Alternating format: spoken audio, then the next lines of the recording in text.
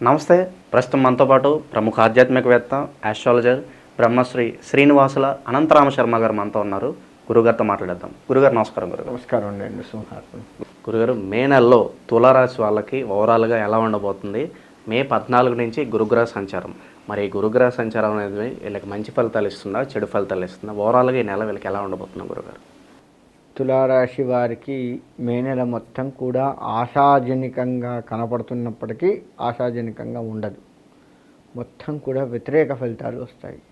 పెద్దల ఆస్తులు అమ్ముకుంటారు. ముఖ్యంగా వీళ్ళు చేసే పని ఏంటి అంటే స్థిరాస్తి అమ్మకం బాగా చేస్తూ ఉంటారు. పొలాలు కావచ్చు, ఫ్లాట్లు కావచ్చు, ఇల్లు కావచ్చు, ఇటువంటివి బాగా అమ్ముతారు. కొంతమంది బంగారాన్ని కూడా అమ్మేస్తారు. ఇలా ఏదున్నా సరే పెద్దల నుంచి వచ్చిన ఆస్తిని కాపాడుకోవాలని అందరూ ప్రయత్నం చేస్తే ఈ రాశి వారు దాన్ని తీసేస్తే కానీ మనకు కాస్త ఉపశమనం ఉండదు అన్న ఆలోచనతో దాన్ని బేరం పెట్టి తీసేసేది కనపడుతూ ఉంది. ఆ విధమైనది బాగా ఉంది ఈ రాశి వారికి. దాన్ని కాస్త ఆలోచిస్తే మంచిగా ఉంటుంది. ఎందుకంటే పెద్దల ఆస్తి అనేది ఒక ప్రసాదం లాంటిది. ఎప్పటికీ దాన్ని భద్రపరచుకొని చూసుకోవాలి. ప్రసాదం అంటే మరి గుళ్ళో ప్రసాదం ఇస్తే 2 రోజులు పెడితే పాడైపోతుంది, కానీ అటువంటి ప్రసాదం కాదు, అనుగ్రహం అని అర్థం. ప్రసాదానికి మరో పేరు అనుగ్రహం అని అర్థం. భగవంతుడు ఇచ్చిన అనుగ్రహం అది. అలానే అటువంటి చక్కటి పితృదేవతలు కూడా దేవతలతో సమానం. అంటే మన తాతలు, తండ్రులు, వీళ్ళందరూ కూడా గతించిన వారు ఎవరైతే ఉన్నారో వాళ్ళు దేవతలతో సమానం. కాబట్టి వారి నుంచి వచ్చింది కనుక మనం చేజార్చుకుంటే మళ్ళీ దాన్ని పొందడం చాలా కష్టం.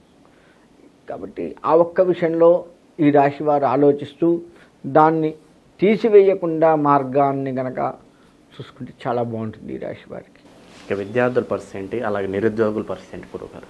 విద్యార్థులు ఒక రకంగా చెప్పాలి అంటే చదవరు, చెప్పింది బుర్రకెక్కించుకోరు. అసలు ఆ చదువు మీద ఆసక్తే ఉండదు, ఎట్టి పరిస్థితుల్లో ఉండదు. ఇంకా విద్యార్థుల పరిస్థితి ఆ విధంగా ఉంది. దాన్ని కాస్త మార్చుకుంటే బాగుంటుంది. నిరుద్యోగులకి ఈ నెల కూడా ఆశాజనకంగా ఏముండదు. చిన్నవి వస్తాయి, చిన్నదే కదా అని తీసేస్తారు, దాన్ని పక్కకు పడేస్తారు. పెద్దదానికోసం చూస్తారు, అది ఇది అన్నీ పోతాయి. సో ఎప్పట్లాగానే నిరుద్యోగంలోనే ఉండిపోతారు ఈ నెల. ఇక ఆర్థిక స్థితిగతులు ఎలా ఉండబోతున్నాయి గురుగారు? ఆర్థిక పరంగా అంటే వీరికి ఖర్చు ఎక్కువగా ఉంటుంది. ఈ నెల వరకు మాత్రం ఖర్చు ఎక్కువ. అనుకోని ప్రయాణాలు, అనుకోని అనారోగ్య ఇబ్బందులు వల్ల ఖర్చుతోటి వీరు సంపాదించింది అటు ఖర్చు పెట్టాల్సి వస్తుంది. సో వీరు 100 కోట్లు సంపాదించని చివరికి రూపాయి మిగుల్చుకోరు, ₹1 సంపాదించినా ₹1 కూడా మిగుల్చుకోరు. వీళ్ళ పరిస్థితి ఆ విధంగా ఉంటుంది.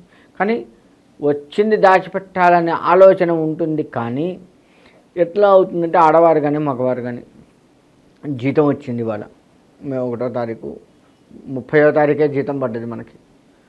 జూన్ 30 జీతం పడ్డది. అమ్మ ఒకరోజు ముందు పడ్డదైనా ఆశతో ఉంటాం. మే 1 అర్ధరాత్రి 12 కావడంతో వీళ్ళ ఖర్చులు స్టార్ట్ అవుతూ ఉంటాయి. ఆ ఒక్క 2-3 గంటలే ఏమన్నా వీళ్ళు తృప్తిగా ఆ జీతాన్ని సెల్లుల్లోనే, ఎందుకంటే అకౌంట్లో పడతాయి కాబట్టి రాగానే ఏదో ఒక రకమైన ఖర్చుతోటి మొత్తం తీసేస్తారు. మే నెల ఒక రకంగా కొంతమందికి మాత్రం మే నెల గడవటం కూడా కష్టమే. ఇక వైవాహిక జీవితం ఎలా ఉండబోతుంది గురుగారు? వైవాహిక జీవితం అంటే సంతానం కావాలి అనుకున్న వాళ్ళకి ఈ నెల కూడా అంతంత మాత్రంగానే ఉంటుంది. అట్లని నిరుత్సాహపడకుండా సంతాన నాగేంద్రుడు ఆ స్వామిని వేడుకున్నట్లయితే, ఆ స్వామికి ప్రదక్షిణ నమస్కారాలు లాంటివి చేసుకున్నట్లయితే ఈ నెల మొత్తం చేసింది. మే నెల మొత్తం కూడా విష్ణుమూర్తికి చాలా ఇష్టం. అలా ఈ నెల మొత్తం చేసింది భగవంతుడు అనుగ్రహించి చక్కటి ఈ నెల చివరిలో మంచి అవకాశాన్ని ఇస్తాడు సంతాన విషయంలో. దాంపత్యం కూడా చికాకులతో ఉన్నప్పటికీ ఓపిక పట్టడం మంచిది. ఇక సొంత ఇంటి కళ కావచ్చు, అలాగే సుదీర్ఘకాలంగా ఎప్పటి నుంచో పెళ్లి కాని వారికి ఏమన్నా గుడ్ న్యూస్లు వచ్చే అవకాశం కనిపిస్తుంది గురుగారు? పెళ్ళి కాని వారికి పెళ్లి చూపుల దాకా వెళ్ళి వస్తారు. ఖచ్చితంగా అమ్మాయి అయితే అబ్బాయి నచ్చదు, అబ్బాయి అయితే అమ్మాయి నచ్చదు. ఎక్కడో అక్కడ చిన్న లోపాలని చూపించుకొని వద్దులే ఎందుకు, ఇంతకంటే మంచిది వస్తుంది, చిన్న జీతమేగా, లేకపోతే అంగవైకల్యం ఉంది, లేకపోతే నల్లగుంది, తెల్లగున్నాడు, మరీ తెలుపున్నా కానీ మరీ తెలుపున్నాడు అనిపిస్తుంది ఆ క్షణంలో. ఎర్రగా బుర్రగా బాగున్నారని ఎవరికెవరు అనుకోరు. అలా ఏదో ఒక రకమైన చిన్న చిన్న విషయాల్లో అయినా సరే దాన్ని కాస్త భూతద్దంలో పెట్టి చూసి ఇక వైవాహిక జీవితంలో కాస్త ఇబ్బందులు కనపడుతూ ఉంటాయి. దాన్ని కాస్త వీళ్ళు సరి చేసుకుంటే చక్కటి వివాహ యోగం కనపడుతూ ఉంది. ఎలాంటి వ్యాపారాలు మరి బాగా లాభదాయకం అంటారు, ఏమన్నా ఇన్వెస్ట్మెంట్స్ పెట్టాలనుకుంటే కనుక? వీరు ఈ నెలలో ఒక రకంగా ఒకరు చేస్తూ ఉంటే సహాయం చేస్తూ ఉండటమే బెటర్. తొందరపడి ఉన్న డబ్బులు మొత్తం పెడితే, ఈ నెల ఉన్న గ్రహస్థితిని బట్టి చెప్తున్నాను, పెడితే అనుకోని చికాకులు వస్తాయి.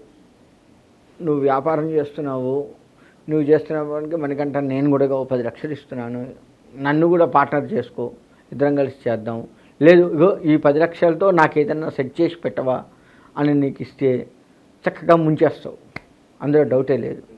నీకెందుకు నేనున్నా అని ముందుకు వస్తావు కానీ ముంచేస్తావు. అంత దారుణంగా ఉంటుంది ఇలా పరిస్థితి.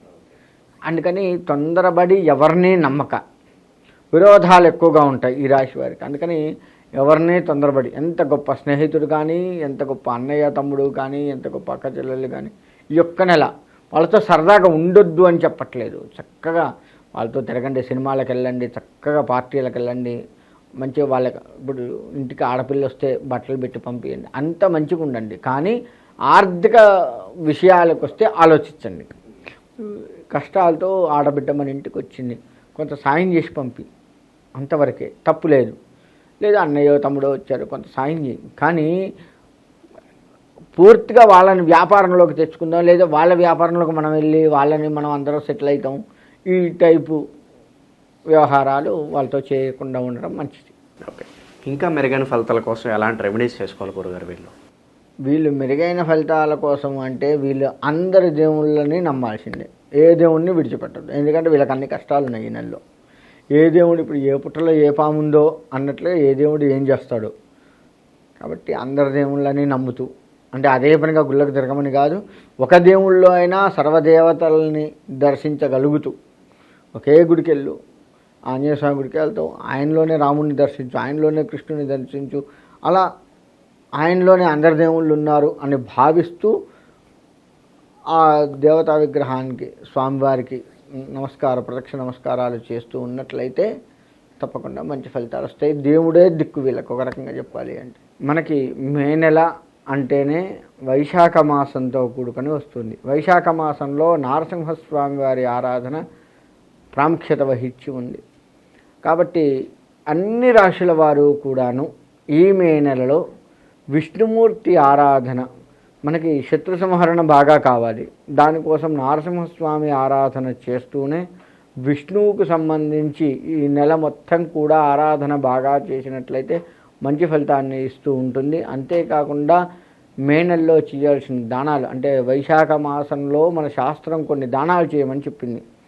అంటే వస్త్రదానము, నీటి దానము, నీళ్లు కూడా వైశాఖ మాసంలో దాహార్తి తీరుస్తూ ఉంటాయి కాబట్టి అటువంటి దానము, అంతేకాకుండా ఛత్రదానము, చెప్పులు దానము, ఇటువంటివన్నీ కూడా పాదుక దానం అంటారు. ఇటువంటి దానాలు కొన్ని చెప్పబడి ఉన్నాయి.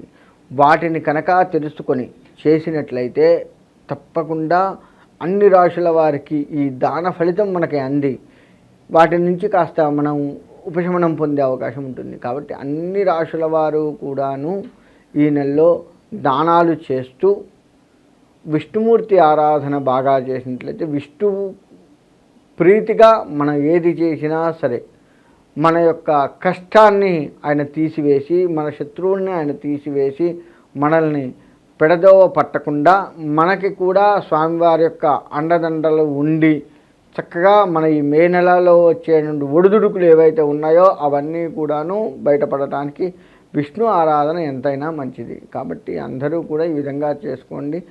మీ జాతక ఫలితాలను పట్టి మనం ఇప్పటివరకు చెప్పుకున్నాం కదా, దాంట్లో మన జన్మకుండలు ఎలా ఉంది ఏంటి చూసి దానికి ఏమైనా పరిహారాలు అంటే మీ దగ్గరలో ఉన్నటువంటి వేద పండితులను ఎవరినైనా సంప్రదించినా, లేదు మమ్మల్ని సంప్రదించినా సరే దానికి చక్కటి పరిష్కారాలు చూసి పరిష్కారం చేసి మీకు మంచి ఫలితాన్ని అందివచ్చు. కాబట్టి ఆ విధంగా చేసుకొని అందరూ కూడా శుభంగా చక్కగా ఉండాలని కోరుకుంటున్నాను.